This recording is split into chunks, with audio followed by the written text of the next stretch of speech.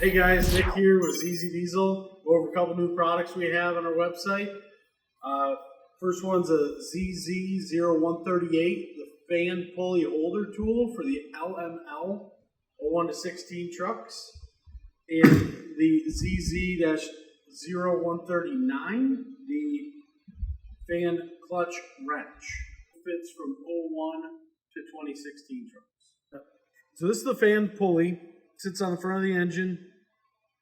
It's hard to put tension on that belt to help knock that nut off the backside of the fan. So we make the fan pulley holder wrench. It's going to slip right on here.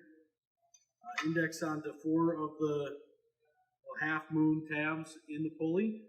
Allows you to hold it in place. Both to tighten the pulley, tighten the fan nut onto the pulley or break it loose. Also added a 3/8 drive here for a breaker bar to get a little bit more leverage, or if you wanted to hook a tie strap to hold it in place off to the fender, you can do that.